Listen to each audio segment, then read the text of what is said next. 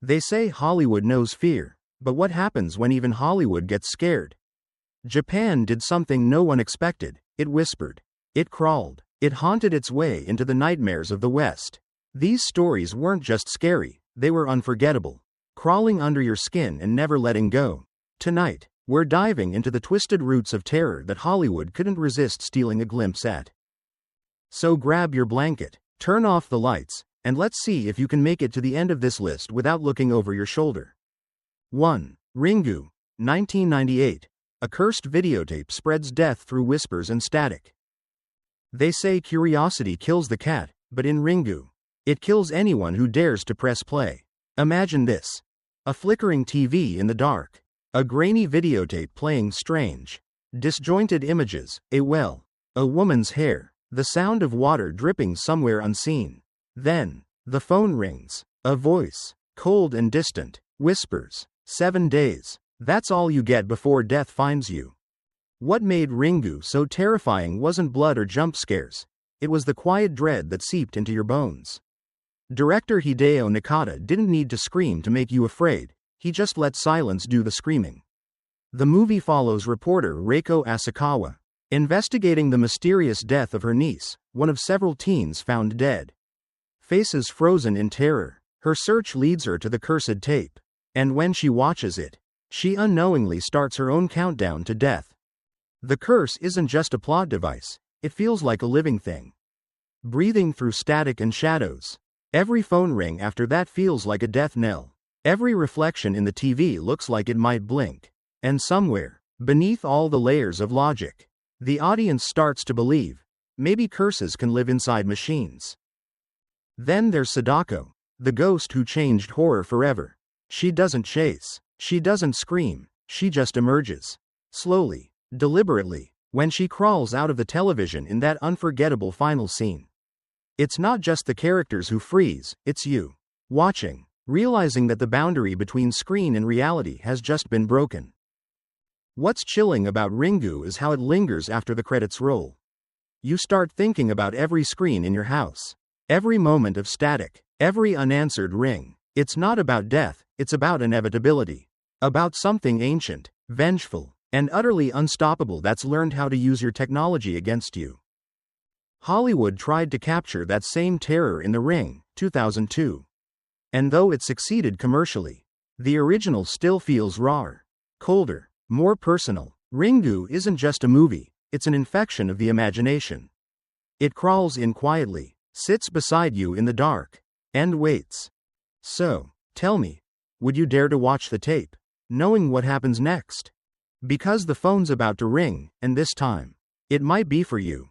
2. Ju-on. The Grudge, 2002. A curse born from rage infects anyone who dares to step inside the wrong house. There's something about certain houses, the kind you pass on a quiet street and just know something's wrong. The windows feel like eyes. The air feels heavier near the door. Ju-on. The Grudge takes that feeling and traps you inside it. Room by room, breath by breath, once you cross the threshold, the curse owns you, and it never lets go. In this story, it's not the living who haunt the dead, but the other way around. The curse is born from an act of pure hatred. A man's jealous rage leads him to murder his wife, Kayako, and their son, Toshio. Their spirits don't move on, they linger, twisted by pain, their fury radiating through the walls of their home like a disease. And anyone who enters that house, even by accident, becomes part of the cycle. It doesn't matter if you believe in ghosts. It doesn't matter if you're innocent. Once you feel the grudge, it follows you, to work, to bed, to the edge of sanity. What makes Ju-on unforgettable isn't just the ghosts themselves, but how they appear. There's no warning, no jump scare soundtracks, just a faint creak of floorboards, a shadow moving behind you, the low, guttural croak of Kayako crawling down the stairs. That sound, half breath, half death, stays in your head long after the movie ends. And Toshio, the pale, wide-eyed boy, stares at you with a gaze so empty it feels like he's seeing through you. Director Takashi Shimizu doesn't tell a linear story, instead, he gives you fragments of terror, glimpses of people doomed by something they can't comprehend. It's like opening a cursed scrapbook. Each page is a new victim. A new whisper of fear. The brilliance lies in the quiet, the slow dread of realizing that no one escapes. That the curse doesn't just kill, it consumes. Hollywood tried to replicate it with The Grudge, 2004. Keeping Shimizu at the helm. But even then, something about the original feels colder, more personal, as if the house itself knows your name. The Japanese version breathes malice. It doesn't shout, it waits. And maybe that's why it works, because Ju-on doesn't rely on monsters jumping from the dark. It reminds you that evil can wait patiently, that hatred never dies, and that sometimes, the most terrifying sound in the world, is silence right before you hear that croak behind you. So, if you ever see a small boy with black eyes staring at you from the corner, don't blink. Don't move, and whatever you do, don't follow the sound upstairs. 3. Dark Water, 2002. A mother and daughter move into a haunted apartment where grief drips from every ceiling. There's a special kind of horror that doesn't scream, it weeps. Dark Water isn't about monsters lurking in the shadows, it's about the quiet ache of loneliness. The steady leak of despair that seeps into your soul, one drop at a time. It begins with a mother, Yoshimi, struggling to rebuild her life and care for her young daughter, Akuko. After a painful divorce, they find a new apartment, small, worn down, with stains on the ceiling and water that never seems to stop dripping. It's not perfect, but it's all they can afford. And then, the dripping starts to whisper. At first, it's just a nuisance, a dark patch spreading across the ceiling. A leak that no one can fix. But slowly, it becomes something else. The building feels alive, pulsing with sorrow. Footsteps echo where no one walks. Tiny handprints appear on the walls. And above them, in the apartment on the top floor, there's something, or someone, waiting to be noticed.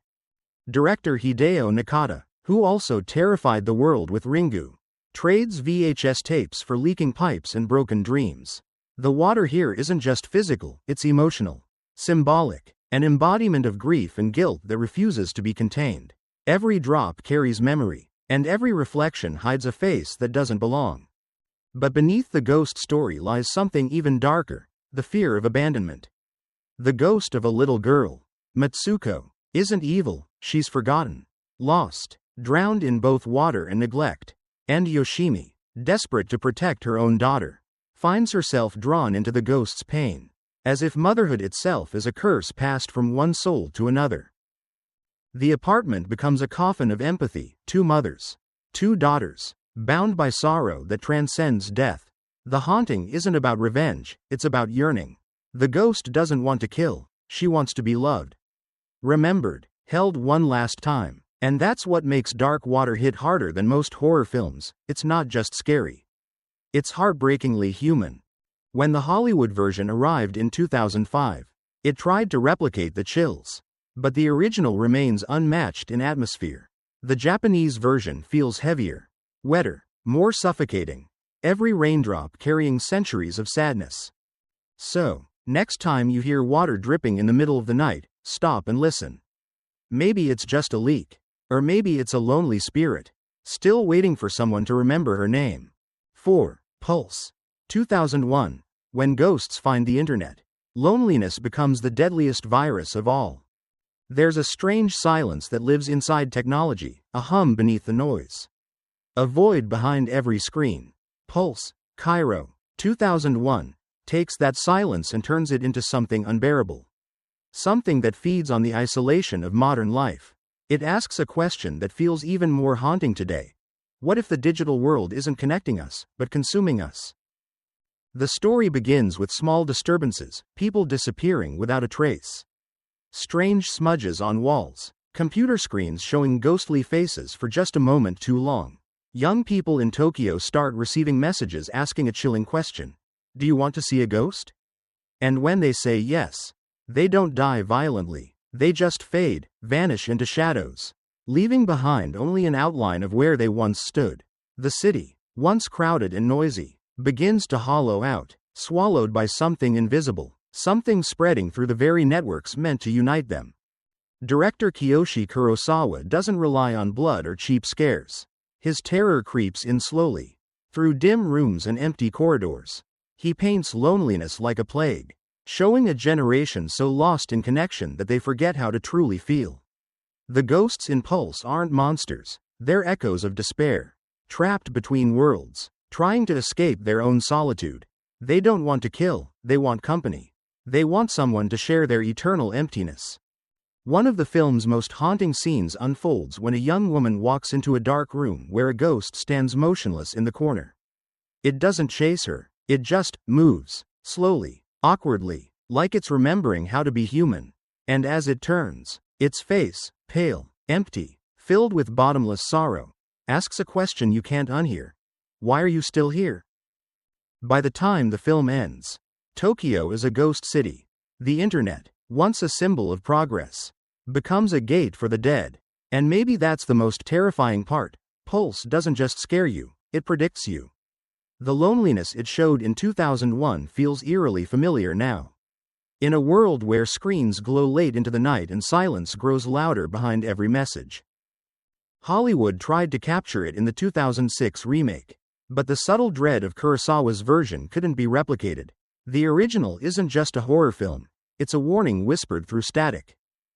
So before you open that next tab, before you scroll one more time, ask yourself, what if someone on the other side isn't alive? 5. One missed call. 2003. A cursed phone call predicts your death, and there's nothing you can do to stop it. We've all ignored a call we didn't recognize. But what if that missed call wasn't from a telemarketer or a wrong number? What if it was from yourself? One missed call. Chakushin Ari. 2003. Takes one of the most ordinary sounds in daily life, a phone ringing, and twists it into a death sentence. The moment that ringtone plays, the clock starts ticking.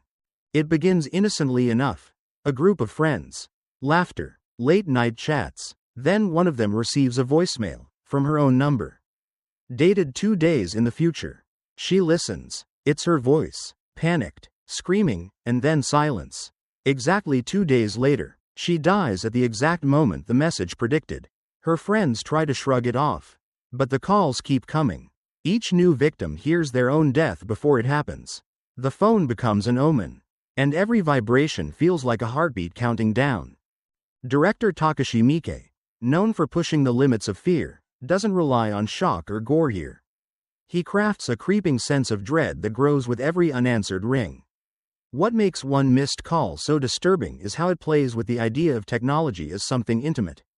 Trusted. Our phones hold our secrets, our memories, our voices, and here, they turn against us. The line between the living and the dead blurs through a signal.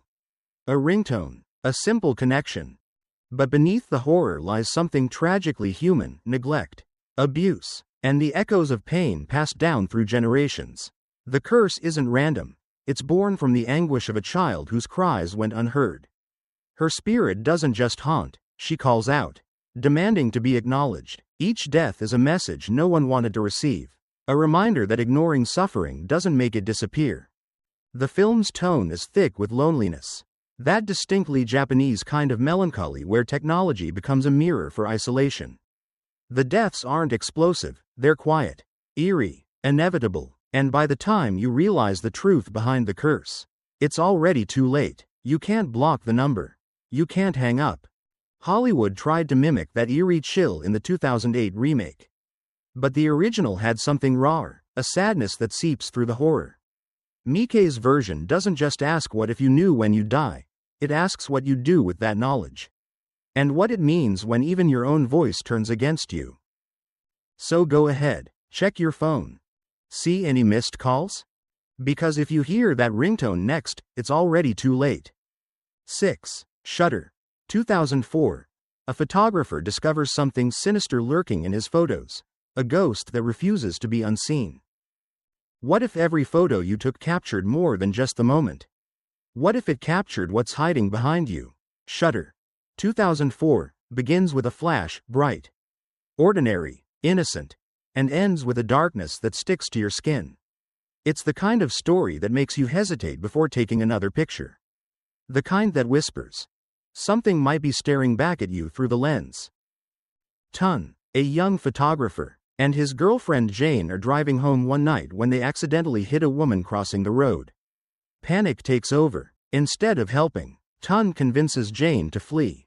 But guilt has a way of following you, and in their case, it follows through the camera. Strange shadows begin appearing in Tun's photographs.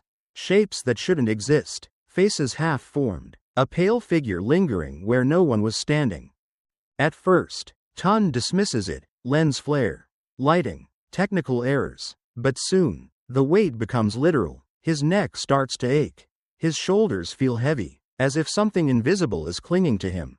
When Jane develops more photos, the truth begins to emerge. The ghost of Natra, a woman Tun once loved and betrayed, has returned. She isn't seeking revenge for the accident, but for what he did to her long before.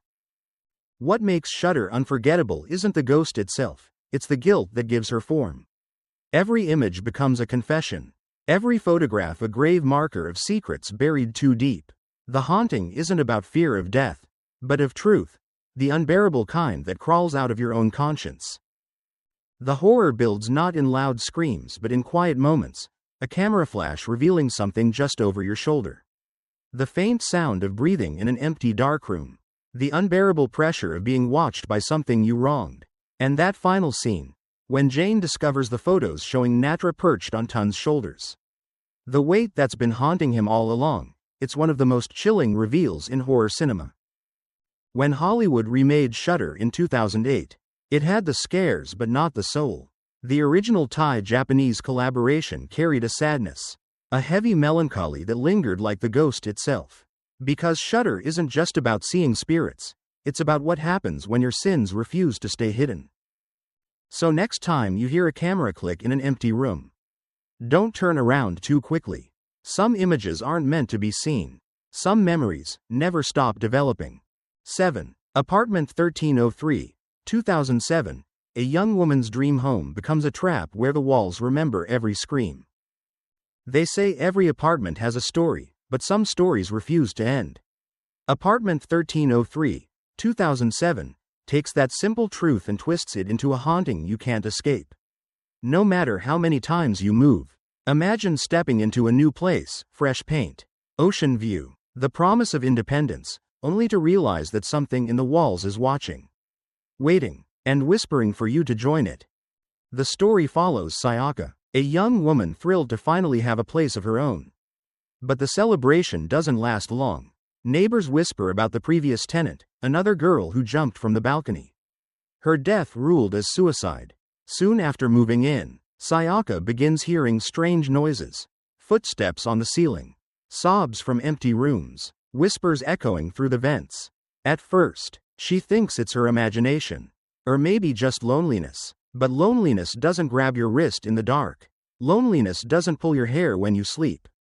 What makes Apartment 1303 so deeply unsettling isn't just the ghost, it's the building itself. Everything feels off. The peeling wallpaper, the flickering lights, the way the air grows cold near the window. The apartment breathes like a living thing, feeding on the fear of the people who move in. And behind it all lurks the spirit of a mother and daughter, bound in a cycle of abuse and vengeance that stains the walls and poisons anyone who dares to live there.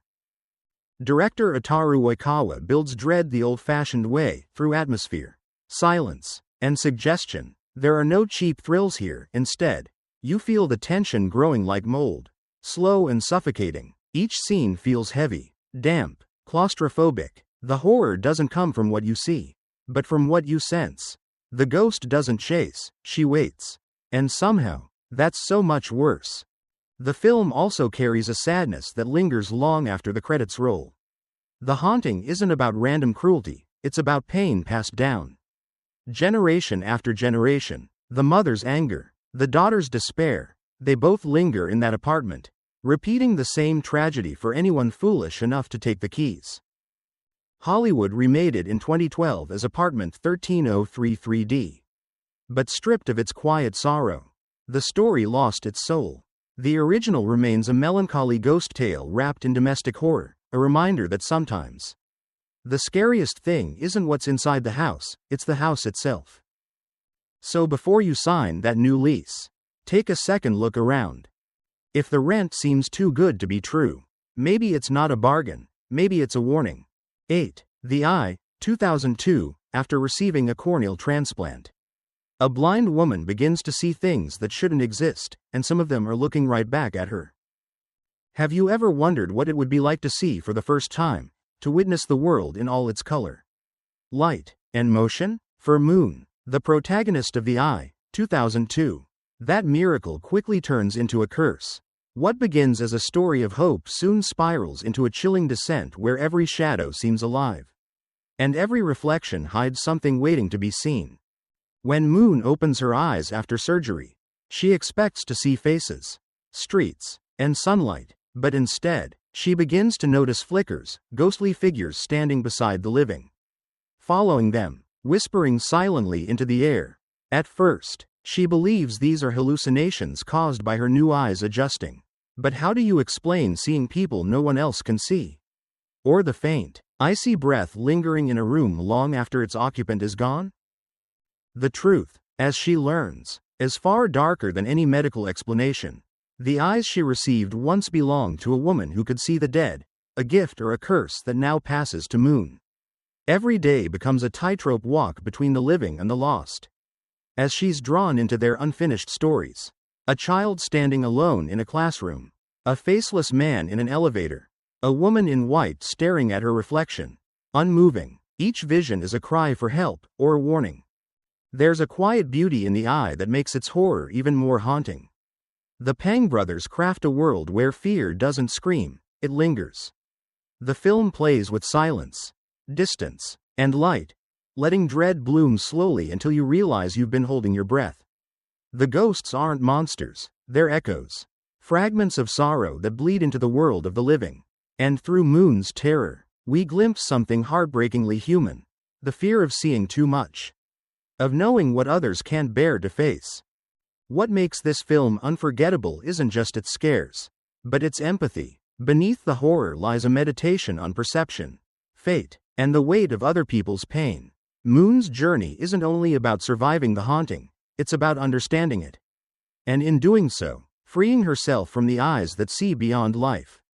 Hollywood's remake tried to replicate its chills, but missed its soul. The original The Eye remains a masterpiece of emotional horror, quiet, tragic, and luminous in its darkness.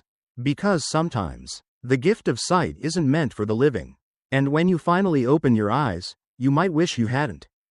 9. Chaos, 2000. A kidnapping goes wrong, unraveling into a chilling web of lies, betrayal, and illusion where nothing is what it seems. Have you ever had that strange feeling that someone is playing a game with you, that every word, every glance, every silence might be part of a bigger trap?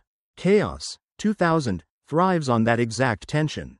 It's not a ghost story in the traditional sense, but it's haunted all the same by guilt, manipulation, and the dark corners of the human mind. The film begins with a seemingly simple crime. A wealthy businessman's wife is kidnapped, and the culprits demand ransom. The husband, frantic and desperate, complies. But when the police get involved, everything starts to unravel. The kidnapper claims the woman was already dead. The wife, however, reappears, alive, and the man behind the crime insists he's being framed. So, who's lying? Who's in control? And what if the person pulling the strings isn't even visible anymore? Director Hideo Nakata, known for Ringu, trades vengeful spirits for psychological ones in chaos. Yet the sense of dread is just as suffocating. Every scene hums with unease, dimly lit rooms, faces half hidden in shadow, conversations that twist into something sinister. The horror here doesn't rely on jump scares, it seeps into you through uncertainty. You start doubting every word spoken, every expression caught by the camera. The film plays like a labyrinth, each turn revealing another version of the truth. The kidnapped woman might not be a victim at all. The kidnapper may not be the villain. The husband's grief might mask something colder, something rehearsed. The deeper you go, the more the story fractures, until reality itself feels like a performance. There's a moment, quiet, almost tender, when one character asks, "Do you believe in coincidences?" And that's when you realize there are none. Everything in Chaos is deliberate, every movement calculated, every emotion weaponized. It's a story about control, Who holds it? Who loses it? And how far people will go to keep it? Unlike many horror films on this list, chaos doesn't need ghosts to haunt you. It reminds you that the most terrifying monsters are often the ones that look just like us. People who can smile while lying. Who can love while betraying. Who can kill while whispering. Trust me. By the time the credits roll, you're left with the uncomfortable feeling that you've been tricked too. That the chaos wasn't just on screen, but in your own mind. And maybe that's the point. Because chaos doesn't just tell a story, it pulls you into one. And when it's over, you can't quite tell if you ever found your way out. 10. The Ring Virus, 1999. A cursed videotape brings death to anyone who watches it. And a desperate journalist races against time to uncover its terrifying origin. If you thought Ringu was the end of Sadako's haunting, think again. The Ring Virus, 1999, takes that same cursed tape and twists it through a different cultural lens, this time South Korean, yet the dread feels eerily familiar. Like déjà vu from a nightmare you never fully woke up from. It's a remake, yes, but not just a copy.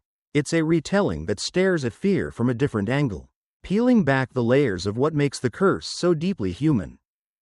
The story follows Sun-ju, a journalist whose curiosity becomes her curse. When her niece dies suddenly, her face frozen in pure terror, Sun-ju stumbles upon a strange videotape rumored to kill anyone who watches it within 7 days. You know how it goes. You watch. The phone rings, and a whisper seals your fate. But the Ring Virus slows things down, letting the fear breathe. It's not about the jump scare. It's about the creeping realization that something ancient and unseen is watching you back. Unlike the cold, misty tone of Ringu, this version burns with a strange melancholy. The landscapes feel lonelier, the silences heavier. You can almost hear the ghost of Sadako, here named Park Eun-soo, weeping through the static. And what's most unsettling isn't her vengeance, but her pain. She's not just a monster. She's a memory that refuses to fade. A scream trapped inside the reel, begging to be heard. The film plays a delicate game with the viewer. Every flicker on the screen, every grain of distortion, feels like it could be hiding something, or someone. You find yourself staring too long, afraid you'll miss the moment when reality cracks open. The cursed tape isn't just a horror prop here, it's a metaphor for trauma, how it spreads, how it consumes, how it lives on even when we try to bury it. There's a haunting scene where Sun-ju rewatches the tape under flickering light. Desperate for a clue, each frame reveals fragments, a well, a face, a desperate struggle, and you can feel her fear mixing with empathy. That's when the Ring Virus becomes more than a ghost story. It's a tragic loop of suffering passed down through generations, like an emotional infection no one can cure. And when the phone rings at the end, that familiar, icy chill runs down your spine again. But this time, it's different. It's not just dread, it's sorrow. Because you realize the real curse isn't the videotape. It's the inability to let go of pain. To stop watching. To stop remembering. The Ring Virus doesn't scream to scare you, it whispers. It lingers in the quiet, long after the screen fades to black. And if you listen closely, maybe you'll still hear it, the faint buzz of the TV. The echo of a girl calling from the bottom of the well. Asking one last question before she pulls you under. Did you watch it? And there you have it. 10 nightmares born in Japan that crept their way into Hollywood and refused to die. Each story whispered something ancient, something cold, something that still lingers when the lights go out. Maybe that's why we keep watching. We crave the fear that feels too real. So tell me, which of these cursed tales still haunts your mind? Drop it in the comments, if you dare. And hey, before the curse finds you, hit that like button, share this with your fellow horror lovers, and subscribe for more shadows that follow you home.